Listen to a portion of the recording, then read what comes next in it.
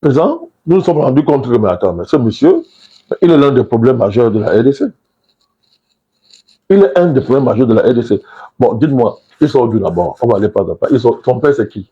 Son père, c'est... Sa mère, c'est qui? Son père, c'est Kabila, qui a été président du Il a Cameroun. grandi où? Non, je répète encore. Son père, c'est qui? Vous êtes sûr que c'est Kabila? Hein? Officiellement, nous savons que son père, c'est Kabila. Il a grandi où? Voilà, officiellement. Mais je vous ai dit que tout montre que c'est pas vrai.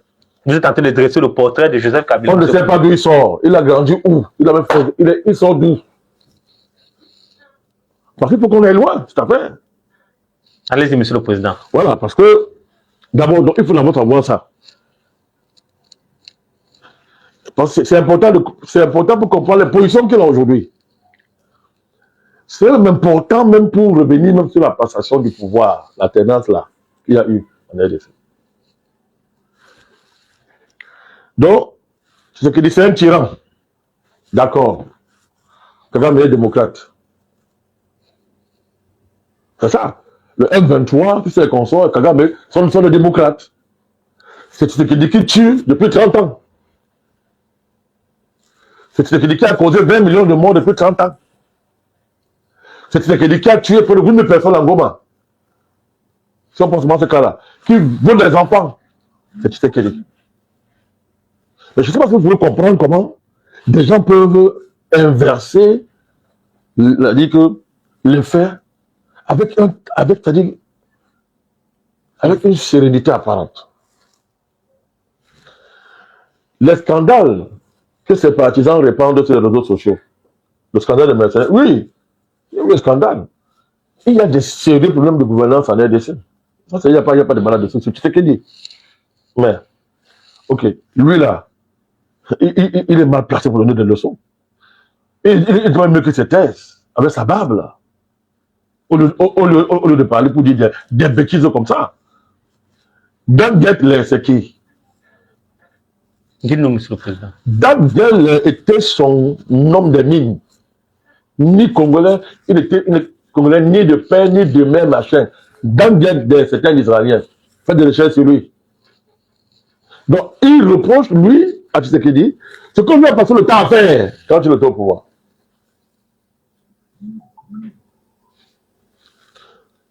Donc, je laisse de côté le fait que, tout à l'heure, j'y reviendrai. Vous ne pouvez pas reprocher à celui que vous estimez être le problème de la RDC. À M. Tshisekedi, ce que vous avez fait, même en pire, je dis bien, même en pire que lui. Quand vous étiez au pouvoir. Quand vous étiez au pouvoir. Et par là, donc, vous soutenez le M23. Et Paul Kagame. Vous avez dit carrément que le M23 sont les Congolais. Bon. Des Congolais qui massacrent leur population depuis des années et qui en un temps record ont fait au moins 10 000 morts seulement pour entrer en Goma, etc. Et qui pillent les matières premières de leur pays pour aller signer des accords, pour les donner au Rwanda, pour que le Rwanda aille vendre aux Occidentaux. Mais c'est grave, hein? On va prendre ces références. Accord de Sun City. Je vous demande d'aller étudier les accords de Sun City. Vous allez comprendre. Vous allez comprendre pourquoi il dit que c'est un tyran. Et que pour lui, le problème c'est la démocratie. Peut-être parce qu'il veut retourner je vous ai dit que quand un Africain vous dit démocratie, méfiez-vous de lui. Méfiez-vous d'un Africain quand vous dit que démocratie là, de manière aussi vulgaire et légère. Méfiez-vous de lui. Ce sont des dangereux. Que veut dire démocratie dans un pays qui est dans une telle situation d'abord? C'est qu'il parle de quelle démocratie? Démocratie veut dire que, il a si bien dit, il dit que les accords de Sun City sont le socle de toute perspective de paix en RDC. Sun City, c'est quoi? Paix et stabilité. C'est ça qui a débouché sur la constitution actuelle. Or, c'est quoi cette constitution? Elle consacre l'avènement d'une armée espagnole en RDC. Tu vas parler d'une armée espagnole?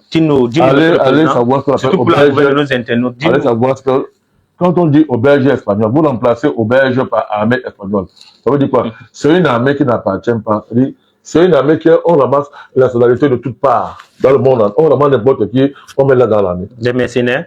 Ouais, c'est-à-dire que je vous dis que c'est même pire que les mercenaires.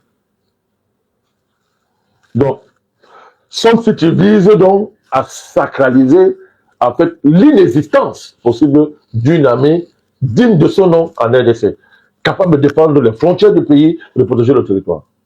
Donc, Sun City, c'est l'apologie et la consécration, n'est-ce pas, du projet de prédation internationale, du projet occidental des Grands Lacs, à savoir, à défaut de balkaniser la RDC, d'en faire un pays qui n'existe pas et qui n'appartient pas à ses populations. C'est de ça qu'il s'agit.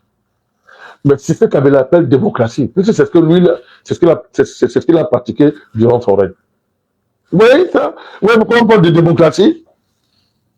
Il ne condamne pas le M23, il ne condamne aucun crime, il ne condamne rien, il ne condamne pas l'agression du Rwanda sur son prétendu pays, il ne condamne rien, son problème c'est Tshisekedi. Il s'est vraiment figé, il s'est vraiment focalisé sur le président Tshisekedi. Je laisse de côté le fait qu'il est propriétaire des milices lui-même, qu'il finance avec l'argent qu'il a volé quand il est au pouvoir. Mais c'est de ça qu'il s'agit. Allez voir, quand vous allez lire le processus les différents processus, Luanda, Nairobi. Vous allez voir que ce qui distingue les deux processus, c'est que d'un côté, le processus je pense que c'est Nairobi, le processus de Nairobi, c'est l'ensemble des forces des groupes armés, étrangers et locaux. On a identifié près de 266 groupes armés en RDC. Sur le contrôle de qui? Parmi lesquels 252 d'origine locale, 14 de sources étrangères. Et sur le contrôle de qui, Monsieur le Président? Peu importe. Mais comment vous ne comprenez pas l'importance d'une armée dans un tel pays? Vous comprenez que tout ça, c'est pour qu'il n'y ait jamais d'armée dans ce pays-là? Qu'il n'y ait pas d'armée? Et pour renforcer vos... Attendez. Non, le processus de Luanda et Nairobi, l'enjeu à la fin, puisque Luanda, c'est le processus qui oppose simplement la RDC et le Rwanda, parlons comme ça. Oui, oui. Rwanda. Mais le but à terme, c'est de fusionner les deux processus. C'est ça l'idéal. De les fusionner, cantonner les groupes rebelles. C'est clair. Identifier leurs origines, qui est qui, on sépare les Congolais des autres groupes rebelles. Et à la fin, donc, les groupes rebelles, les groupes là, on aide à ce que chacun rentre dans son pays, on les reste dans leur pays. Vous voyez? Et après, c'est terminé. Cet accord-là devait être signé à Luanda, je crois, le 15 décembre. Qui a boycotté la réunion? Paul Kagame. Parce que là, il était coincé. Et parce qu'il avait été reconnu comme belligérant aussi. Non, c'était fini, il était coincé, comme disait le président Tshisekedi.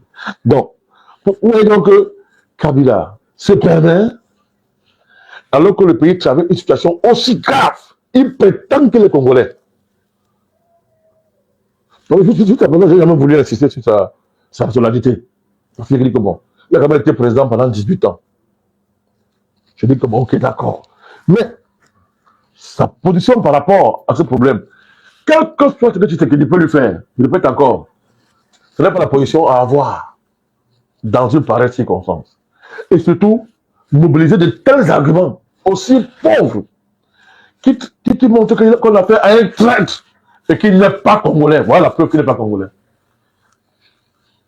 Surtout que, Monsieur le Président, sans vous couper, la dernière sortie du président Kabila, en s'adressant au chef d'état-major, témoin de l'accord avec Tshisekedi, il se présentait déjà comme l'homme de la paix et de la stabilité du Congo, tout en faisant endosser la responsabilité de ce qui pourrait arriver au pays à son successeur. C'est clair.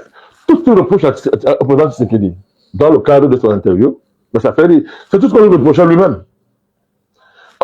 Il parle de tuer les gens, mais lui, il semble qu'on dit les morts. Qu'on peut le mettre sur sa tête. Les morts.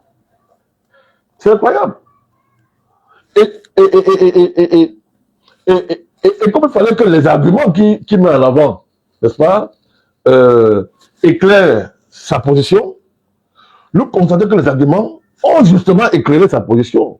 Mais ils sont allés même plus loin. On a enlevé le masque sur son visage. On a fait un Rwandais. C'est un Rwandais. Il roule pour le Rwanda.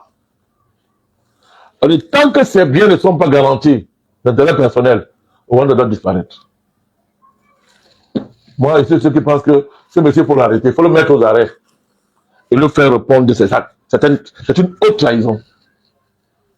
Une haute trahison contre Oui, la République démocratique du Congo, Tout à fait.